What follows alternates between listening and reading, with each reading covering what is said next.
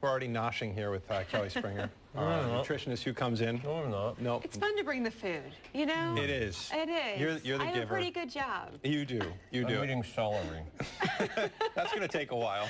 Well, everything that you're eating is because of Celiac Awareness Month. Yeah. Celiac Awareness Month is Yes. May. I know it because the local organization has a big walk, a gluten-free celiac walk every year. Yes. And that's why. And I first became aware of the whole celiac disease thing when my father-in-law came down. And this is back when nobody had heard of it.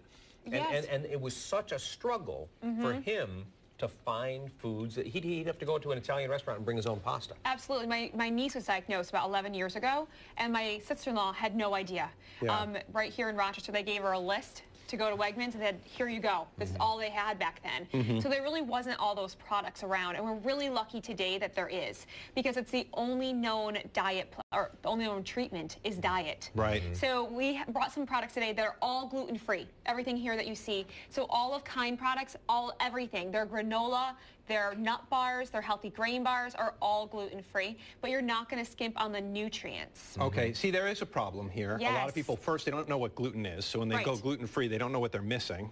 And Right. you can't, if you don't do this right, if you don't have a gluten-free diet and do it correctly, you could run into some trouble. You could, because a lot of the gluten-free products are based with corn-based. So we want to get back to some products that are really good nutrition. And we're going to get super greens here, quinoa, buckwheat. Those are seeds versus a grain, so they're going to give you some protein as well and some iron. Fantastic. And plus the nuts are going to give you some calcium. And you have the cheese and vegetables over here. I do. So the cheese and vegetables, I brought Cabot cheese specifically because it's lactose-free, their entire brand. And that's important because when people have celiac disease, their little villi tend to die off, and they lose their ability to break down lactose. And so they're kind of missing some calcium there as well. So Cabot's such a great local place too. I don't know if you knew, but 600 family-owned farms are right here in this area, and it's a cooperative, so 100% of the profits go back to the farmers. That's interesting. So Yeah.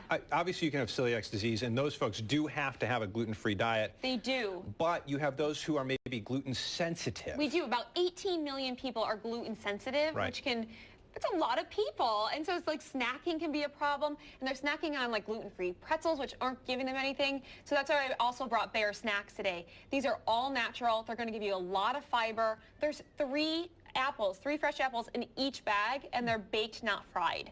So that's where these are all products that are going to give you fiber, calcium, nutrients, iron, and so you're going to feel better too. What is the biggest challenge? Somebody all of a sudden finds out they have to go on a gluten-free diet. What is the first hardest thing you think they have to overcome? Is it giving up the bread, or you know? I think the hardest thing is that it truly has to be 100% gluten-free. I think that's the hardest thing. There isn't once in a while I can have a piece of pizza. It's never. Even a teeny crumb can set off that immune response. And I don't think a lot of people know that when they get diagnosed, of how serious it is. Yeah, that would be tough. Does this apply to, and I ask this in all seriousness, adult beverages, beer, things like that? It does. Beer is one of those, and that's where hard ciders became so popular, was because of this big trend.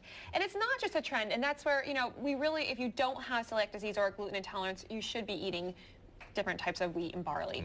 But if you do, it's a real thing. So, we're lucky in today's age that we have these foods available. But, we really want to stress the nutrient part. Very cool. B12, by the way, vitamin, where can you get that if you're not getting it? So B12, you can take it orally, but you can also get it through your meats, through some dairy products too.